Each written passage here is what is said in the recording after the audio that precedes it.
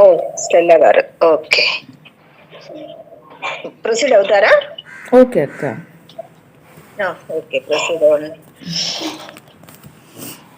అందరికీ praise the lord. మరొకసారి praise the lord and good morning.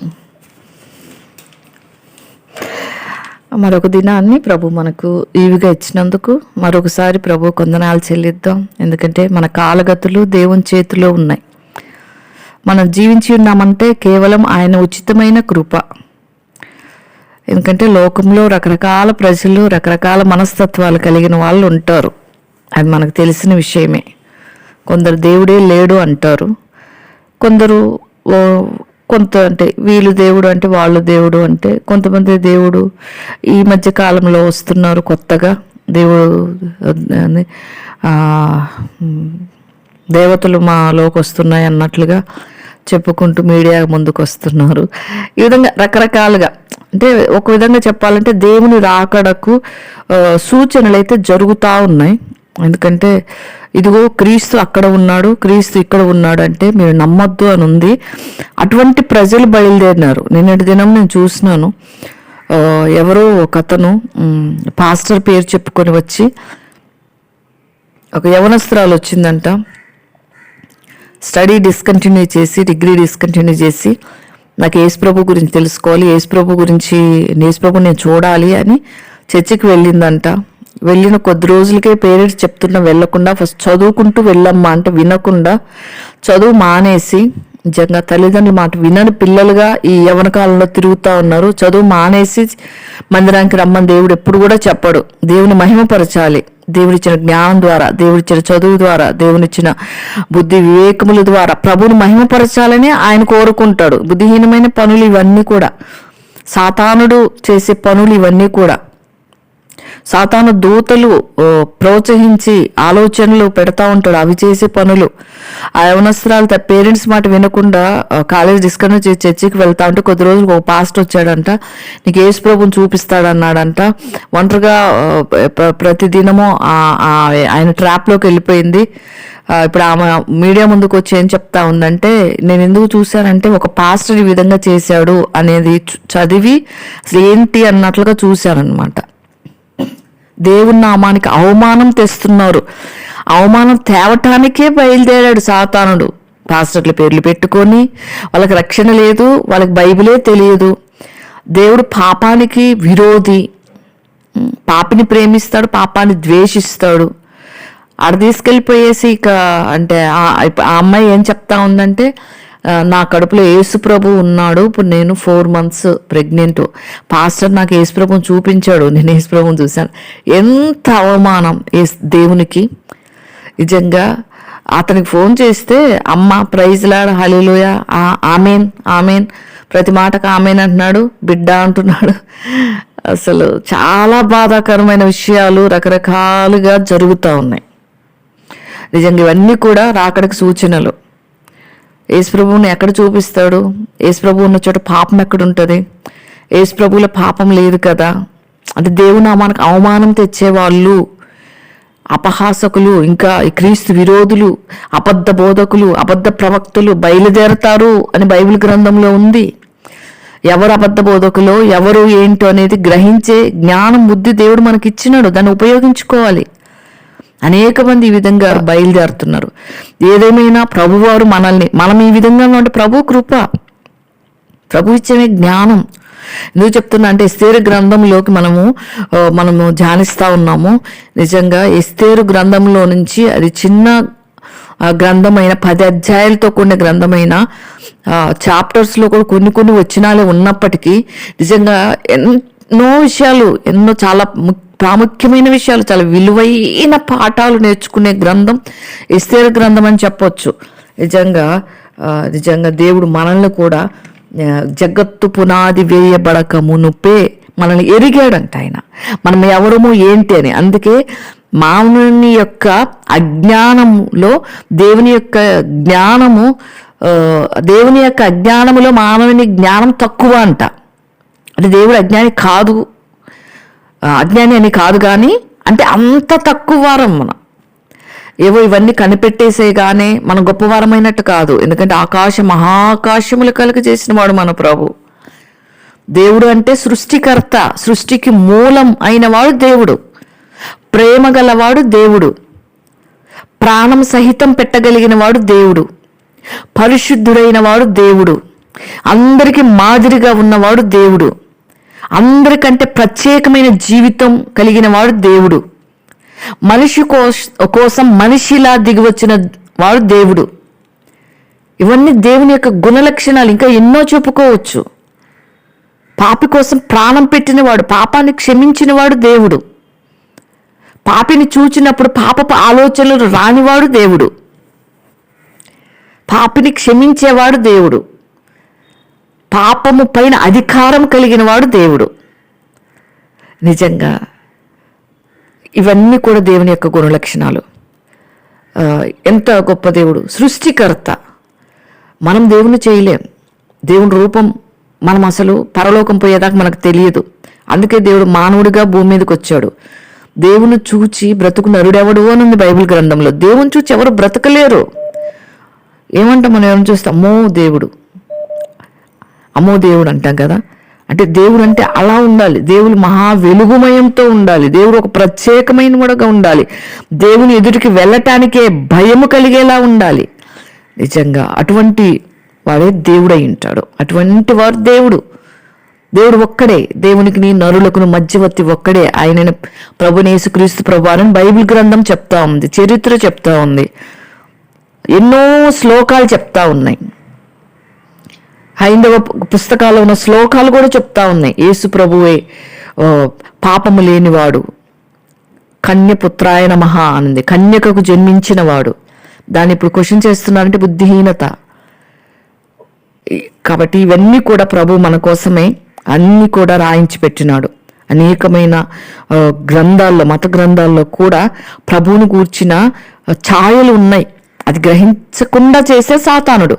ఎందుకంటే భూమికి పునాదులు వేయబడక మునిపే దేవుడు మహాకాశంలను కలుగు చేసినాడు. ఆదికాండం 1వ అధ్యాయం ప్రకారం, మొదటి వచనం ప్రకారం దేవుడు ఆదియందు భూమి ఆకాశములను సృజించెను. మొత్తం భూమి ఆకాశములు అన్నప్పటికీ, అంటే భూమికి పునాది వేయలేదు అప్పటికి దేవుడు. జస్ట్ భూమిని ఆకాశం విధంగా సృజించాడు. భూమి అంత అస్తవ్యస్తంగా ఉంది ఆదిలో. నిజంగా అంటే భూమి పునాది వేయబడక మనం ఎరిగినట్లుగా, ఎస్తేరుని ఎరిగినట్లుగా మనల్ని ఎరిగాడు అన్నదానికి చెప్తున్నాను. నిజంగా ఆ విధంగా భూమికి పునాదులు వేయక మునిపే భూమి అస్తవ్యస్తంగా ఉన్నప్పుడు ఆకాశములు కలుగజేసినాడు ప్రభు. మహాకాశములు అవి ఎన్నున్నాయో మనకు తెలియదు, దాన్ని లెక్క పెట్టలేం. ఎన్నో కలుగజేశాడు ఆయన ప్రణాళిక ప్రకారం, ఆయన ఆలోచనల ప్రకారం, ఆయన ఉద్దేశముల ప్రకారం. ప్రభు ప్రతి ఒక్కరిని, ప్రతి సృష్టిని కూడా ఒక ఉద్దేశంతోనే సృజిస్తాడు. మనం భూమి మీద ఉన్నామంటే ఒక ఉద్దేశంతో, ఇంకా జీవించి ఉన్నామంటే ఒక ఉద్దేశంతో. కొన్ని సరి చేసుకునే ఉంటాయి, దేవుని కొరకు ఉపయోగపడాల్సి ఉంటుంది. కొన్ని జీవితాల్లో ఈ విధంగా అనేకమైన విషయాలు మనకు ఆ ఉద్దేశ ప్రకారమే ప్రభు మనల్ని సృష్టిని సృజిస్తాడు. మానవులు జీవించటానికి, పంటలు పండించుకోవటానికి, తినటానికి భూమి. నిజంగా ఆదాముని సృష్టించుకున్నాడు దేవుడు. మొట్టమొదట దేవదూతల్ని చేతితో చేయలేదు, దేవదూతలను సృష్టించాడు. దేవుని దూతల్ని ఆయన సృష్టించుకున్నాడు. కోటానుకోట్ల దేవతలు. వారిలో కొందరు కెరూబుల దూతలు గాను, కొందరు శరాపులు గాను ఉన్నారు. శరాపు దూతలకి 6 రెక్కలు, కెరూబు దూతలకి 4 రెక్కలు కలిగి దేవుని స్తుతిస్తా ఉంటారు దేవదూతలు. యెహోవా పరిశుద్ధుడు, పరిశుద్ధుడు, పరిశుద్ధుడు అని దేవుని కొనియాడటానికి శరూపులు, కెరాపుల్ని దేవుడు నిర్ణయించుకున్నాడు. మనుషులకి ఏ విధంగా ఒక్కొక్క మనిషికి ఒక్కొక్క స్థాయి, ఒక్కొక్క మనిషికి ఒక్కొక్క కొన్ని తలాంతులు, ఒక్కొక్క మనిషి కొన్ని వరాలు ఏ విధంగా దేవుడు ఇస్తాడో ప్రత్యేకంగా, ఆ విధంగా దేవదూతలను కూడా కొన్నిటిని దేవుడు నిర్ణయించి పెట్టినాడు. కొంతమంది దేవతలు స్వరూపులు, కెరాబులు అనే వాళ్ళు ప్రభుని స్తుతించడానికి, కొంతమంది దూతలు తర్వాత భూమిని సృజించిన తర్వాత మానవుని మానవుని యొక్క సమాచారం, భూమి మీద సమాచారం, లేదంటే పరలోకంలో దూతల మధ్య జరుగుతున్న సమాచారం దేవుని యొక్క తీసుకురావటానికి కొంతమంది దూతల్ని, కొంతమంది సృష్టి మీద అధికారం ఇస్తాడు, కొంతమందిని 7 దూతలు 7 బూరలు ఊదటానికి కదా, బూరలు ఊదటానికి ఉపయోగించుకుంటాడు, కొంతమంది సృష్టి మీద అధికారం ఇస్తాడు కొన్ని దూతలకి. ఈ విధంగా మనకి ఏ విధంగా భూమి మీద ఉన్నాయో అవన్నీ కూడా పరలోకంలో ఉన్నాయి. మనకి ఏ విధంగా భూమి మీద ఆహారం ఉందో పరలోకంలో కూడా ఆహారం ఉంది. అంటే ఆకలి దప్పిక తెలియదు కానీ హ్యాపీగా తినవచ్చు, జీవవృక్ష ఫలాలు తినవచ్చు. అక్కడ కూడా దేవుడు ఆహారం పెట్టాడు. అందుకే కదా దేవదూతల ఆహారం ఇశ్రాయేలు ప్రజలకు ఇచ్చాడంట. అంటే దేవదూతల ఆహారం తింటారనే కదా అర్థం. మన్నా కురిపించాడు, అది దేవుని దూతల ఆహారము అని వ్రాయబడింది. నిజంగా మన్నా ఉంటుంది, అక్కడ ఆహారం ఉంటుంది, వృక్షాలు ఉంటాయి, ఫలాలు ఉంటాయి, జీవజల నదులుంటాయి. ఆ నదుల్లోకి వెళ్ళి మనం స్వచ్ఛమైన నీరు తాగవచ్చు. అదనమాట. కాబట్టి చింత, వ్యాకులము, దుఃఖము, వంటలు, బాధలు, రోగాలు, వ్యాధులు ఇవి ఉండవు. మనం హ్యాపీగా స్వేచ్ఛగా అవన్నీ కూడా మనం తిని హ్యాపీగా ఉండాలనుకుంటే మనం వాటిని కూడా తినవచ్చు. ఆ విధంగా ఆ సృష్టిని దేవదూతలు చేసిన తర్వాత ఈ యొక్క లూసిఫర్ అనే దేవదూతని దేవుడు ప్రత్యేకంగా అభిషేకించాడు. ఒక ప్రత్యేకమైన దూతగా సృజించుకొని ఒక ప్రత్యేక బాధ్యతలు అప్పగించి ఆ దూతకి అందరి యొక్క సమాచారం తీసుకుని మోసుకొని రావాలి అని చెప్పి ఆ దూతలకి ఒకరోజు దేవుడు మీటింగ్ పెట్టి, మనం ఎట్లా మీటింగ్ పెట్టి అనౌన్స్ చేసుకుంటామో అట్లానే మీటింగ్ పెట్టి దేవుని దూత చెప్పాడంట, ఇదిగో దూతలారా మిమ్మల్ని సృజించా కదా, మీకు ఒక పని, ఒక్కొక్కరికి ఒక్కొక్క పని మీకు అప్పగించా కదా, మీ పనులు చక్కగా చెయ్యండి. అదేవిధంగా మీ పైన ఈ దేవదూతకి కెరూబు దేవదూతని పెట్టాను. చాలా చక్కగా పాటలు పాడేవాడు, చాలా చక్కగా వాయిద్యాలు వాయిస్తాడు, అంతేకాదు దేవునికి దగ్గరగా ఉంటాడు. దేవుని సింహాసనానికి కొంచెం దగ్గరలో ఉండేవాళ్ళు శరాపులు, శరాపులకి కొంచెం దూరంగా ఉంటారు, దేవుని ఇంకొంచెం కెరూబులకి ముందు శరాపులకు ముందు దేవుడు ఉంటాడు, దేవుడు స్తుతించటానికి. అప్పుడు కెరూబును కూడా ఈ యొక్క లూసిఫర్ కెరూబును కూడా దేవునికి దగ్గరలో పెట్టాలని ఆశపడితే దేవుని దూతల్లో ఈ లూసిఫర్కి ఒక చెడ్డ ఆలోచన వస్తుంది. నిజంగా ఆ ఆలోచన ఏమొచ్చిందంటే, నేను దేవుని దగ్గర కూర్చుంటే ఎంత బాగుంటుంది, దేవుని సింహాసనం పక్కన నా సింహాసనం ఉంటే ఎంత బాగుంటుంది. ఇది ఎట్లా ఉంటుందంటే, మానవులుగా కూడా మనకిచ్చిన స్థానం కాకుండా నేను వారి స్థానంలో ఉంటే ఎంత బాగుంటుంది, వారు చేసే పని నేను చేస్తే ఎంత బాగుంటుంది అని అంటే కోరుకోవటం. దేవుడు ఇచ్చిన దాన్ని కాకుండా వేరేది కోరుకుంటే అది లూసిఫర్ స్వభావం. దేవుడు ఏదిస్తే అందులో ఉండటము దేవుని స్వభావం, దేవుని ఘనపరచటం. అది ప్రభా నువ్వు నాకు ఇది ఇచ్చావా, థ్యాంక్ యూ జీసస్, వందనాలు ప్రభువా, నన్ను నమ్మి నాకు ఇది ఇచ్చావు కదా, దీంట్లో నేను నమ్మకంగా ఉంటాను అంటే ఇంకా కొన్ని దేవుడు ఇస్తాడు. కాదు నువ్వు ఇచ్చింది నాకు ఇదా, నేను ఇది కోరుకోవట్లేదు, నువ్వు నాకు ఇచ్చిన ఈ కృపావరం, నువ్వు నాకు ఇచ్చిన ఈ తలాంతు ఇదే నాకు ఇచ్చింది, వాళ్ళకేం పెద్ద ఇచ్చావు, నాకేం ఇంత చిన్నది ఇచ్చావు, నాకు ఇది వద్దు అని లూసిఫర్ లాగా దేవునితో సమానంగా సింహాసనం వేస్తానంటే లూసిఫర్ గతే పడుతుంది, ఆ ఒక్క తలాంతు కలిగిన వాని గతే పడుతుంది. కాబట్టి దేవుని దూతల దగ్గర నుంచే వచ్చింది ఇదంతా. అప్పుడు దేవుడు చెప్తాడు దూతలకి, దూతలారా వినండి, నేను భూమికి పునాదులు వేయబోతున్నా, భూమికి పునాదులు వేసి అక్కడ సృష్టినంతా సృష్టించిన తర్వాత మన రూపములో, మన స్వరూపమున, మన పోలికలో నరుని సృజించదము అని తండ్రి కుమార పరిశుద్ధాత్మ దేవుడు మాట్లాడుకుంటా ఉంటే దేవుని దూతలు విన్నప్పుడు లూసిఫర్ కొనుక్కుంది, ఆహా మాకేమో నీ స్వరూపం ఇవ్వలేదు, మాకు రెక్కలతో ఈ విధంగా పెట్టావు అంటే మానవుని మాకంటే ఎక్కువ ప్రేమించావా, నీ స్వరూపంలోనే మానవుడు ఉండాలా అంటే మేము ఉండకూడదా. ఈ విధంగా రకరకాల తలంపులు లూసిఫర్కి వచ్చేసి దేవునితో సమానంగా చేసుకోవాలనుకొని ఇంకొంతమంది దూతలకి, ఈ దినాల్లో మనం చాలా మంది ఒకరినొకరు కలుసుకున్నప్పుడు వాళ్ళ మీద వీళ్ళ మీద చెప్పుకుంటా ఉంటాం కదా, వాళ్ళ మాట వినొద్దు, వీళ్ళ మాట వినొద్దు, వాళ్ళు అట్లా వీళ్ళు ఇట్లా, వాళ్ళు ముందు వీళ్ళు వెనక అని వస్తాయి మాటలు. ఆ విధంగా ఈ లూసిఫర్ కూడా పోయి ఏం చేసినాడంటే కొంతమంది దూతలకి చాడీలు చెప్తాడు. చూడు దేవుడు మనల్ని ఎక్కువ ప్రేమించాడా, మనిషిని ఎక్కువ ప్రేమిస్తున్నాడు, తన రూపంలో మనిషిని చేసుకొని మనల్నేమో ఈ విధంగా సృజించేసి అని ఆ విధంగా చెప్పుకోవాలి. కొన్ని దూతలు లూసిఫర్ వెంట వెళ్తాయి, అంటే ఈ ఇన్స్పైర్ అవుతారు కొన్ని దూతలు. ఆ విధంగా వెళ్ళినప్పుడు దేవుడు అది మెచ్చడు కదా. దేవునితో సమానంగా ఏది చేసుకోలేదు. సృష్టి దేవుడు సమానం కాదు. దేవుని దూతలు దేవుని సృష్టి దేవునితో సమానంగా చేసుకోనకూడదు. కొన్ని రూల్స్ అండ్ రెగ్యులేషన్స్ ఉంటాయి కదా మనుషుల్లో కూడా.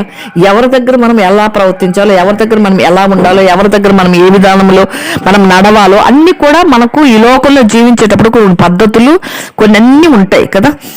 పెద్దవాళ్ళ దగ్గరికి వెళ్ళినప్పుడు, కలెక్టర్ దగ్గరికి వెళ్ళినప్పుడు ఏ విధంగా బిహేవ్ చేస్తాం, ఒక డాక్టర్ దగ్గరికి వెళ్ళినప్పుడు ఏ విధంగా బిహేవ్ చేస్తాం, లేదంటే ఇంకొక అధికారి దగ్గరికి వెళ్ళి, ఒక ముఖ్యమంత్రి దగ్గర ఒక ప్రధానమంత్రిని కలిసినప్పుడు ఏ విధంగా జీవిస్తాం, ఇవన్నీ కూడా మనకు దేవుడు పెట్టినవి.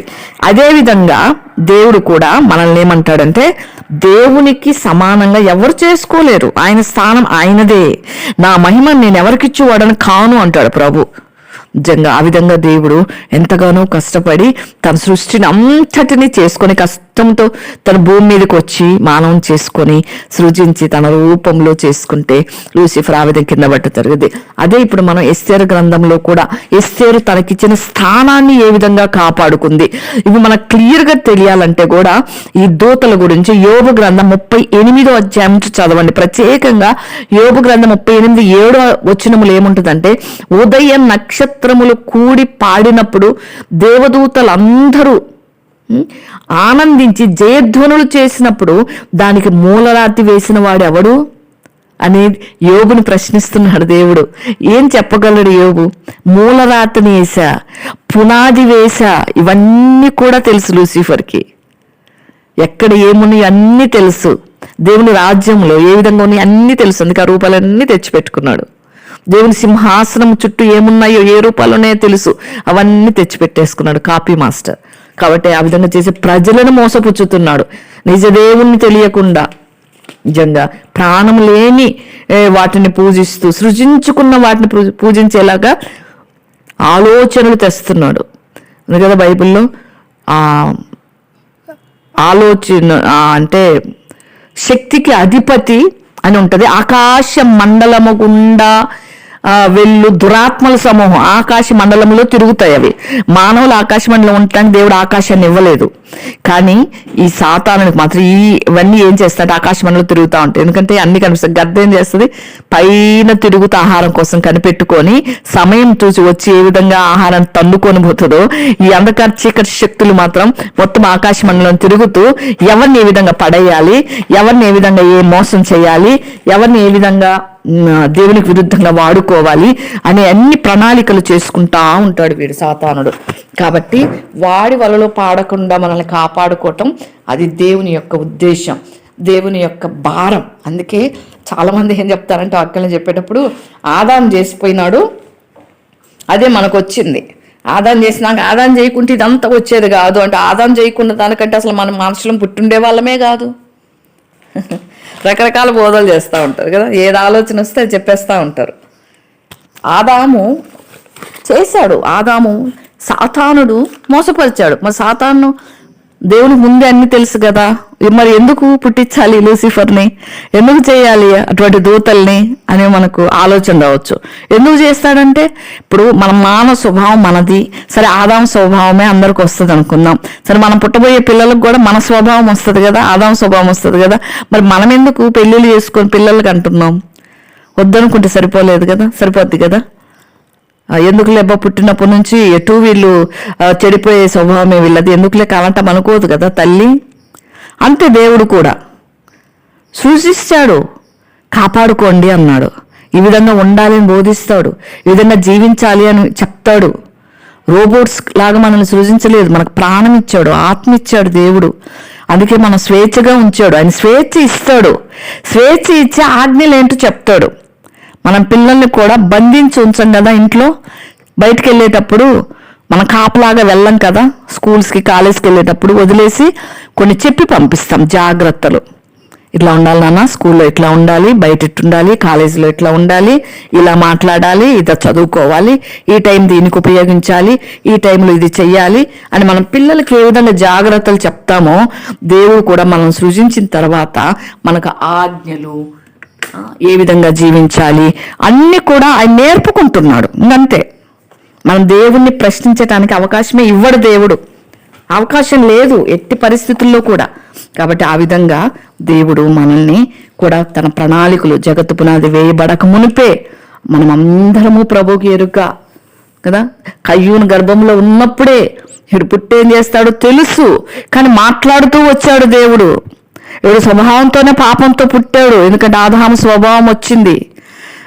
అందుకే ఈ దినాల్లో మనము ఆదాము స్వభావం అని పోల్చుకోవాల్సిన అవసరం లేదు. ఎందుకంటే ఆదాము దేవుని కుమారుడు, ఆదాము ఒక్కడే, ఎందుకంటే చేతితో దేవుడు సృష్టించుకున్నాడు. కాబట్టి మనం అందరము కూడా దేవుని యొక్క కుమారులుగా చేయటానికి దేవుడు భూమి మీదకి వచ్చి ఆయన రక్తము కార్చి ఆయన రక్తాన్ని మనకిచ్చాడు. ఆయన రక్తాన్ని ఆపాదించుకున్నప్పుడు క్రీస్తు స్వభావం వస్తుంది. ఆదాము స్వభావం ఇంకెక్కడిది మనకి? ఆదాము స్వభావం కొట్టివేయటానికే, ఆదాము చేసిన పాపాన్ని, శాపాన్ని, తెచ్చిపెట్టిన శాపాన్ని తుడిచిపెట్టడానికే యేసుక్రీస్తు ప్రభువారు భూమి మీదకి వచ్చి ఆయన 33.5 సంవత్సరం శ్రమలు అనుభవించి 30 సంవత్సరాలు తల్లిదండ్రులకు లోబడి జీవించి అనేకమైన కార్యాలు, ప్రభు కార్యాలు, ఇంటికి పనులు చేసుకుంటూ 3.5 సంవత్సరంలో కంప్లీట్గా ప్రభు సేవ చేసి మన కోసం ప్రాణం పెట్టి మన మీద శాపము, ఉగ్రత మొత్తం ప్రభు మీద వేసుకున్నాడు. ఇకెక్కడ ఆదాము స్వభావం? క్రీస్తు యేసు రక్తం మనలో ప్రవహించాలి, క్రీస్తు స్వభావం మనలోకి రావాలి. అందుకే ఒక ఆయన ఉన్నాడంట, ఇట్లానే ఎవరు అన్నారంట, ఏమోలే పాస్టర్ గారు అంత ఆదాం చేసిపోయినాడు, నేనేం చెయ్యాలంటే, సరే ఆ పాస్టర్ గారు అంట ఒక టెస్ట్ పెట్టిపోయాడంట. సరే ఆదాం మీద వేస్తున్నావు కదా అని, ఇగో నేను బయటకు వెళ్తున్నా, దీని కింద ఈ బాస్కెట్ కింద ఒకటి పెట్టాను, నేను వచ్చే వరకు దాన్ని మూత తీయొద్దు, నేను వచ్చే వరకు దాని మూత ఓపెన్ చేయొద్దు నువ్వు అని చెప్తే, సరే పాస్టర్ గారు అన్నాడు. సరే వెళ్ళిపోయినాడు పాస్టర్ గారు. పాస్టర్ గారు వెళ్ళిపోయినాడు, ఉదయం వెళ్ళిపోయినాడు, రావట్లేదు. ఆయనకి అంత దాని మీదే ఉందంట. ఎందుకు తీయొద్దన్నాడు? మనుషులకి అంతే కదా, ఏదన్నా పిల్లలు కూడా అంతే, చెయ్యొద్దంటే ఎందుకు చేయొద్దన్నారు అని ఆలోచన, అక్కడికి వెళ్ళొద్దంటే ఎందుకు వెళ్ళొద్దన్నారు అని సాతాను ఆలోచన. వెళ్ళొద్దంటే వెళ్ళొద్దు, దేవుడు అందుకే ఆజ్ఞలు ఇచ్చింది. అది చెయ్యొద్దంటే చెయ్యొద్దు. సరే అక్కడ పెట్టిపోతే అంతసేపు పాస్టర్ వస్తే బాగుండు, అది తీయాలి, దాంట్లో ఏం పెట్టిపోయినాడో, దాంట్లో ఏం పెట్టాడు. పాస్టర్ గారికి తెలుసు కదా ఎందుకు టెస్ట్ పెట్టాడు. ఆయన రాలేదంట, సాయంత్రం చీకటైతే రాలేదంట. ఇంకా ఆగబట్టలేక అన్నాడంట, ఎత్తి చూద్దాము, పాస్టర్ వచ్చేలేక మళ్ళీ దాన్ని పెట్టేసేద్దాం, మూత వేసేద్దాం, ఏముంది అనుకొని దానిపైన మూత తీసినాడంట. తీస్తే దాంట్లో కోడి రెక్కలన్నీ కూడా దాని కింద ఉన్నాయంట. అన్ని ఒక్కసారి ఫ్యాన్ గాలికి ఎగిరి రూమ్ అంతా ఎగిరిపోతుంటే, వామ్మో ఇప్పుడు నేను ఇవన్నీ నాకెక్కడ దొరికితే పాస్టర్ గారికి తెలిసిపోద్దని ఎగిరెగిరి వాటిని పట్టుకుంటుంటే వచ్చి పాస్టర్ గారు డోర్ కొట్టాడంట. డోర్ తీయగానే ఏం చేస్తున్నామంటే, పాస్టర్ గారు ఈ రెక్కలన్నీ ఎత్తేసినావా, నేను చెప్పిన ఆ కోడి గంప ఎత్తేసినావు పైకి అంటే, అవును పాస్టర్ గారు మీరు అంత సేఫ్టీకి రాకపోయేలేకి అది ఏందో చూడాలని నేను ఎత్తేసిన అన్నాడంట. మరి ఆదాము చేసింది ఏంది, నువ్వు చేసింది ఏంది అన్నాడంట పాస్టర్ గారు. ఆదాము కూడా దేవుడు చెప్పాడు ఆ పండు తినొద్దని, తిన్నాడు. ఇప్పుడు నేను దీని మూత తీయొద్దన్నాను, తీసావు, ఆదాము మీద ఎందుకు పడతారు మీరు అన్నట్లుగా పాఠం అది. కాబట్టి ఆదాము స్వభావం కొట్టివేయటానికి దేవుడు భూమి మీదకి వచ్చినాడు. యేసు ప్రభు యొక్క రక్త శక్తితోటి మనం అన్ని జయించే కృప దేవుడు మనకి ఇచ్చినాడు. ఇంకా మనం ఆదామును పట్టుకొని ఊగొద్దు. క్రీస్తు యేసు ప్రభు కడపటి ఆదాము మనకు విజయం ఇచ్చేవాడు ఉన్నాడు. కాబట్టి ఆ విధంగా ఉండాలి మనం. కాబట్టి ఈ విధంగా దేవుడు మహాకాశం పుట్టించిన ఆ దేవాది దేవుణ్ణి కలిగిన ధన్యకరమైన జీవితం దేవుడు మనకిచ్చినాడు. దేవుని దూతల్ని మనకు కాపుదలుగా ఇచ్చినాడు. దేవుడు మాత్రమే కాదు, కొన్ని పరిస్థితుల్లో దేవుని దూతల్ని మనకు సేవకులుగా పెట్టినాడు. నిజంగా హెబ్రీ పత్రిక 1:4 అంత ప్రేమించినాడు దేవుడు. హెబ్రీ 1:14 ఉంటుంది కదా, వీరందరూ రక్షణయు స్వాస్థ్యము పొందబో వారికి పరిచార చేయుటకై పంపబడిన సేవకులైన ఆత్మలు కారా అని రాసిబడి ఉంటుంది కదా. సేవకులైన ఆత్మలు, దేవుని దూతలు మనకు సేవకులుగా పెట్టాడు. అంత ప్రేమించాడు దేవుడు మనల్ని. నిజంగా అది పౌలు గారికి కూడా దేవుడు పరలోకంలో అది 3వ ఆకాశం అంటాడు. నేను 3వ ఆకాశానికి పోయినాను, నీ శరీరంతో పోయాను నాకే తెలీదు, ఆత్మతో వెళ్ళాను నాకే తెలీదు. తన కల వచ్చిందా దేవుడు, లేదంటే ఆత్మను కొద్దిసేపు అట్లా తీసుకెళ్లారా తెలియలేదు పౌలు గారికి. 3వ ఆకాశంలో పోయి అక్కడ జరిగి ఉన్నట్టు చూసినాడు అని చెప్తాడు. అందుకే ఎఫెసీ పత్రిక 3:5 ఉంటుంది. పౌలు గారు రాస్తారు, ఈ మర్మం ఇప్పుడు ఆత్మమూలముగా దేవుని పరిశుద్ధులకు, అపోస్తులకు, ప్రవక్తలకు బయలుపరచబడి ఉన్నట్టు పూర్వకాలమందును మనుష్యులకు తెలియపరచబడలేదు. దేవుడు మనుషులకి అన్ని బయలుపరచడు. దేవుడు మనం పరలోకం పోయే వరకు పరలోకమే, భూమే.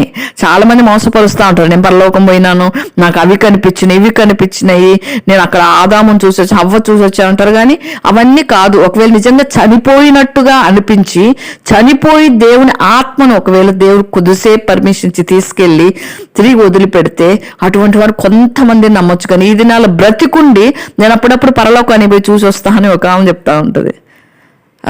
పరలోకానికి పోయావాలంటే అంత ఆశామాషానా పరలోకానికి చనిపోయిన ఆత్మలకే పర్మిషన్. అక్కడ బతికున్నాక మనం ఇప్పుడు పోయి పరలోకాన్ని తట్టుకోలేం.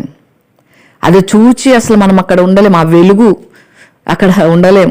ఈ సూర్యుని వెలుగే కొంచెం ఎండ ఎక్కువైతే భరించలేం. కాబట్టి ఆ విధంగా మనం ఎక్కడ కూడా మోసపోరచబడకుండా మనం చూసుకోవాలి నిజంగా. కాబట్టి ఈరోజు మనం 4th చాప్టర్లో ఎస్తేరు గ్రంథానికి వెళ్తే నిజంగా ఎస్తేరు ఎంతో మాదిరికరమైన ఇది. నిజంగా ఎస్తేరు గురించి నేర్చుకున్న పాఠాలు, చాలా ప్రాముఖ్యమైన పాఠాలు కొన్ని ఉన్నాయి ఎస్తేరు ద్వారా మనం నేర్చుకోవాల్సిందే. ఎందుకంటే దేవుని కృప మనతో ఉంటే మనం ఎంత అత్యున్నతమైన స్థాయిని పొందుకోవచ్చు అనేది ఎస్తేరు ద్వారా మనం నేర్చుకోవచ్చు. కృప ద్వారానే ఆమె ఆ సింహాసనానికి అధిష్ఠించింది తప్ప తనకు ధనవంతురాలు కాదు, తన తల్లిదండ్రులు కలిగింది కాదు, అది తన దేశము కాదు.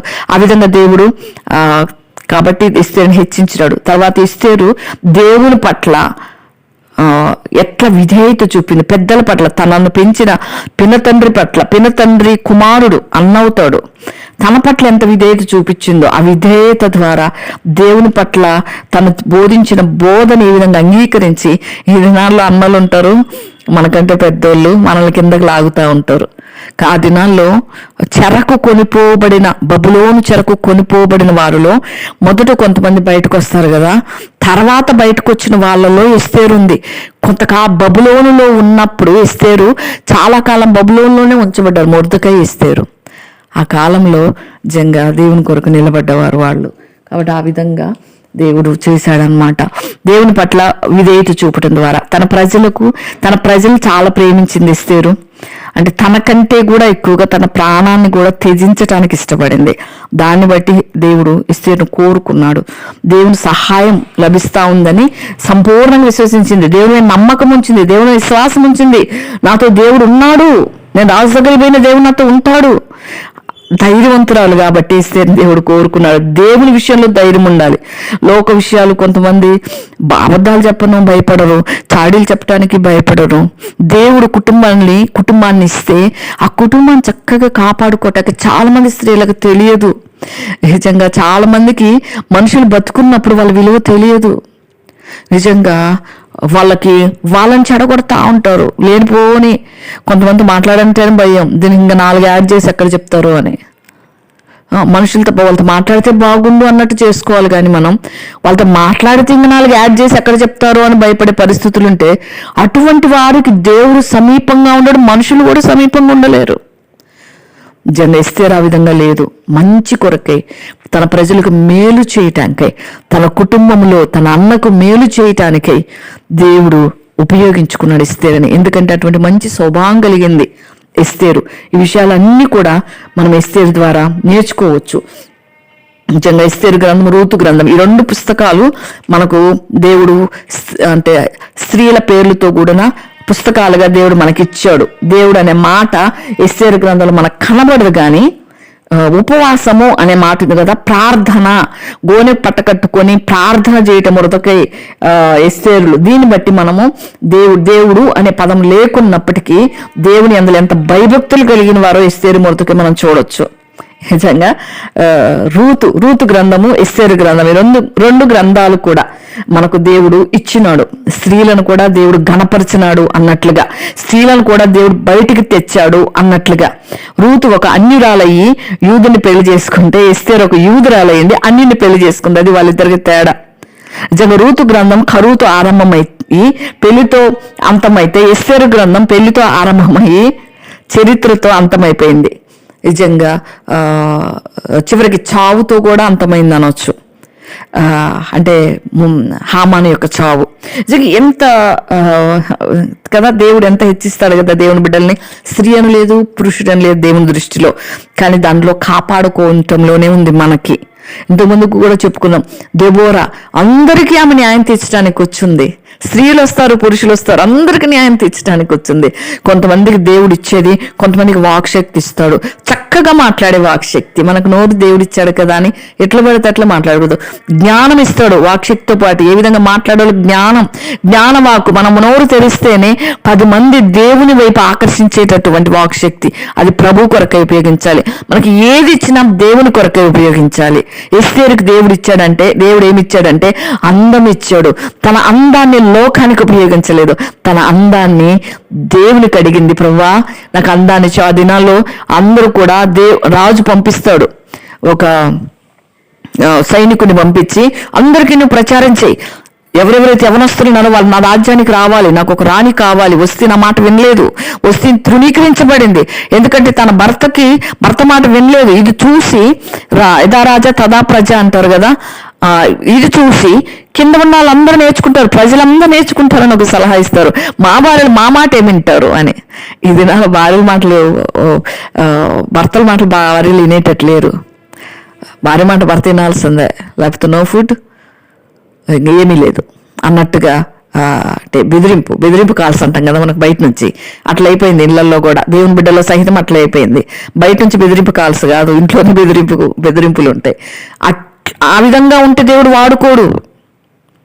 మన స్థానంలో దేవుడు ఏదైతే చెప్పాడో, స్త్రీని ఏ స్థానంలో ఉండమని చెప్పాడో అదే స్థానంలో ఉండాలి. అప్పుడే ప్రభు వాడుకుంటాడు. స్త్రీని శిరస్సుగా దేవుడు పెట్టలేదు. శిరస్సు నుంచి స్త్రీ ఉంది, మొండెం ఉంది. ఒకవేళ అన్యుడైతే అన్యుణ్ణి ప్రేమతో, అన్యుడు అని భర్తను నీకు ఇచ్చుంటే ప్రేమతో దేవుని ప్రేమ గురించి చెప్తూ దేవుని వాక్యం మాత్రం చెప్పటానికి అధికారం ఉంది.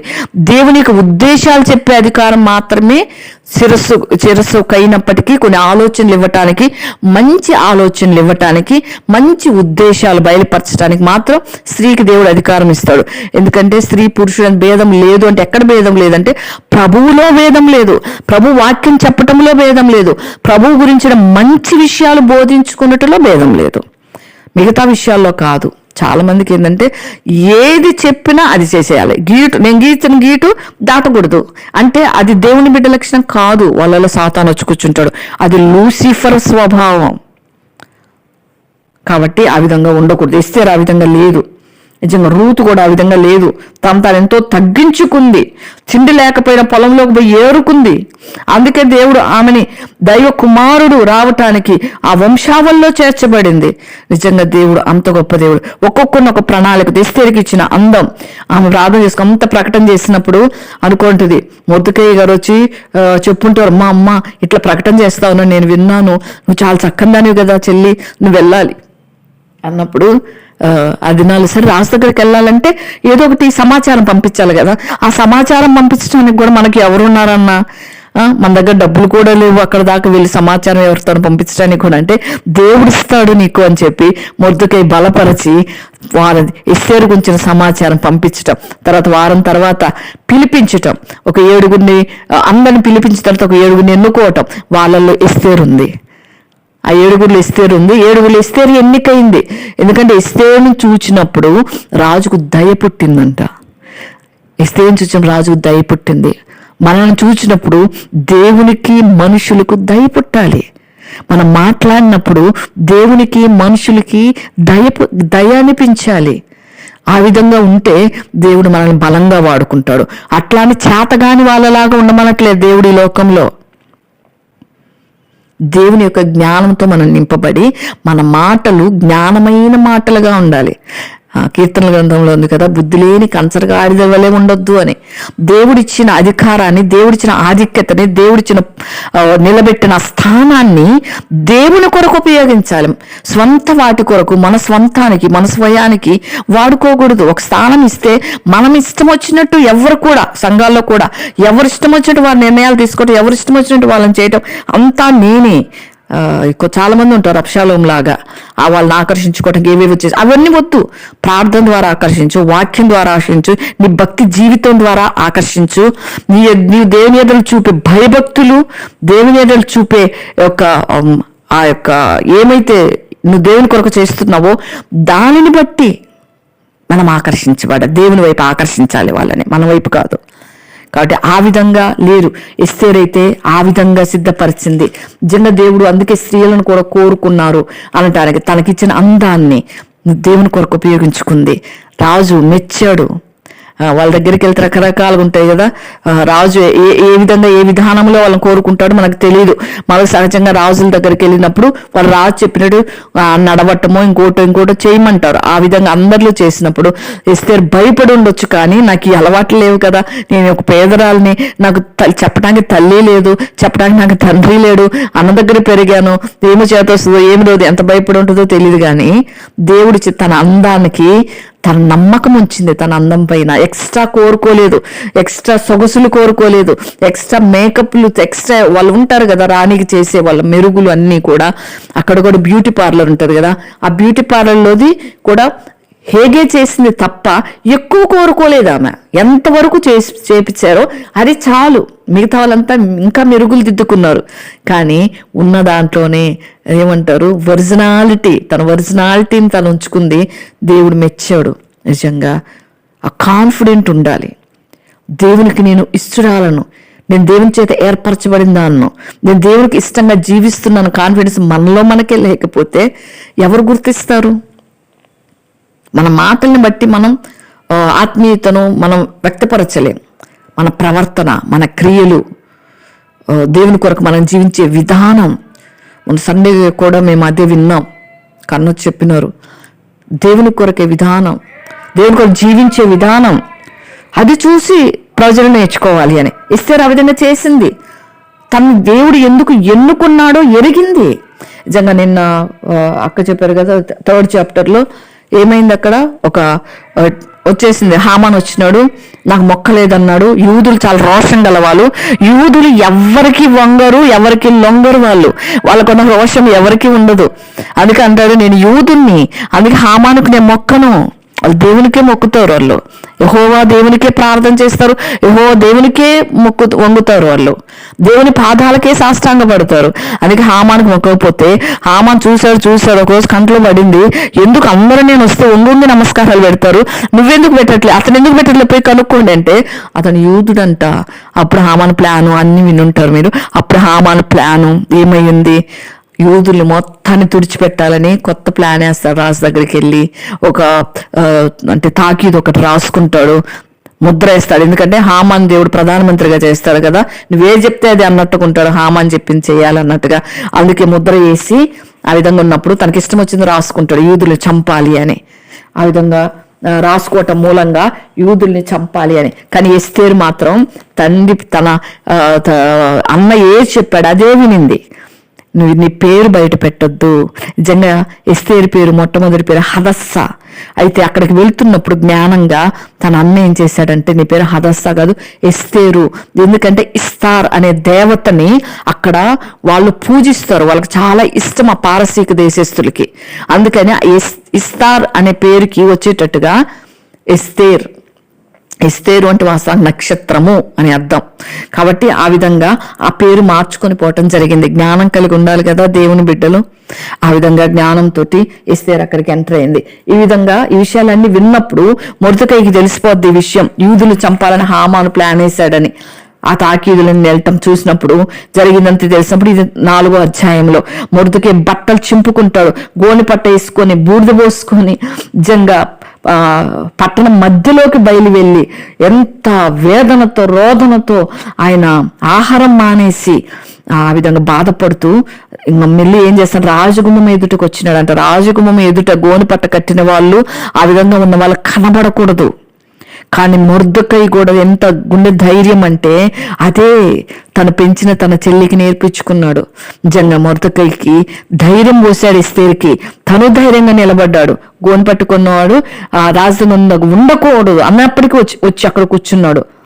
అది రాజశాసనంలో కానీ ఏ సంస్థానంలో కానీ అది ఆ విధంగా ఉండకూడదు. ఎంత ధైర్యవంతుడు. ఆ విషయం ఎస్తేరు దాకా వెళ్తుంది. అప్పుడు ఎస్తేరు అంటది, నో అట్లా కూర్చోవద్దు. వచ్చి సమాచారం పంపిస్తాడు మొర్దెకై ఎస్తేరుకి, ఈ విధంగా ఉంది, పోయి ఎస్తేరుకి చెప్పండి అని. ఎస్తేరు యొక్క పనికత్తులు వచ్చి ఆమె దగ్గరున్న షండులు వచ్చి జరిగిన దాన్ని ఆమెకు చెప్తారు.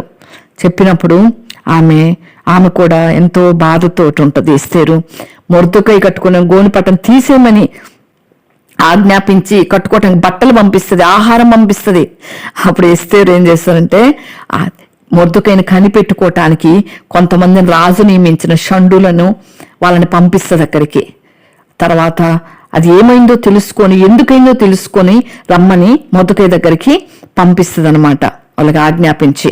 ఆ విధంగా ఉన్నప్పుడు పట్టణపు వీధిలో ఉన్న మొర్దెకై రాజగుమ్మం దగ్గరకు వచ్చినప్పుడు మొర్దెకై తనకు సంబంధించినంతా యూదులకు నాశనం చేయటానికి హామాను ఏ విధంగా ప్లాన్ చేసినాడో, రాజు ఖజానాను తూచి ఇస్తానని చెప్పి సొమ్ము మొత్తము ఇంతయని తెలిపి 7వ వచనం చదువుతున్నా. వారిని సంహరించుటకై షూషన్లో ఇవ్వబడిన ఆజ్ఞ ప్రతిని ఎస్తేరుకు చూపి తెలుపుమనియు, ఆమె తన జనుల విషయమే రాజును వేడుకొని అతని సముఖమందు విన్నపం చేయుటకు అతని ఎద్దుకు పోలని చెప్పుమనియు దానిని అతనికిచ్చెను. ఆ విధంగా ఒక ప్రతి రాసి పంపిస్తాడు. ఈ విధంగా యూదులు చంపాలి అనుకుంటున్నారు, నేను ఇప్పుడు రాజు దగ్గరికి వెళ్ళాలి అని చెప్పినప్పుడు అప్పుడు ఎస్తేరు భయపడుతుంది కదా. పిలువబడకుండా పురుషుడే గాని స్త్రీ గాని రాజు దగ్గరికి అంతర్గృహంలోకి ప్రవేశిస్తే బ్రతకలేరు కదా, చంపేస్తాడు కదా రాజు. తన బంగారు దండాన్ని ఎవరి తట్టు చూపుతారు, వాళ్ళు తప్ప. ప్రతి వారు సంహరణ కఠినమైన ఆజ్ఞ ఉంది కదా. రాజసేవకులందరికీ అతని సంస్థానంలో ఉన్న జనులందరికీ ఈ విషయం తెలుసు కదా. నేటికి 30 దినాల నుండి రాజు వద్దకు ప్రవేశించడానికి నేను పిలవబల్లా, 1 month అవుతా ఉంది, రాజు నన్ను పిలవలేదు. నిజంగా రాణులు కూడా తాను త్యాగం చేసుకొని వెళ్తారు. నిజంగా వాళ్ళ జీవితాల్ని, వాళ్ళ చుట్టూ సైనికులు వాళ్ళే ఉంటారు. రాజు పిలిస్తేనే వెళ్ళాలి, నన్ను పిలవలేదు, 1 month అయిపోయింది అని చెప్తానమాట. వాళ్ళు ఎస్తేరు మాటలను తిరిగి తీసుకెళ్ళి మొర్దెకైకి చెప్తారు. అప్పుడు మొర్దెకై ఒక సవాల్ విసురుతాడు ఎస్తేరుకి. రాజు నగరులో ఉన్నంత మాత్రం చేత యూదులందరికంటే నువ్వు తప్పించుకుంటావని నీ మనస్సులో అనుకోవద్దు.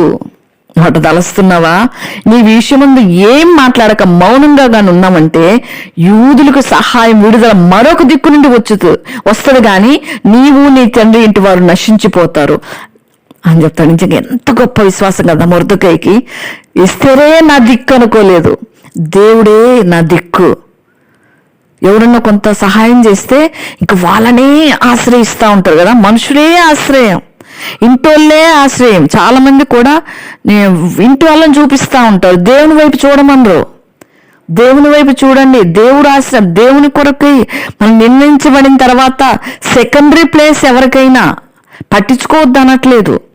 చాలా మంది ఏం చేస్తారంటే దేవుడు ఉన్నాడు, దేవుడు నీ పట్ల ఏది నిర్ణయిస్తే అది చేస్తానని చెప్పరు. వీళ్ళను చూపిస్తూ ఉంటారు, నీకు వీళ్ళున్నారు వాళ్ళు ఉన్నారని.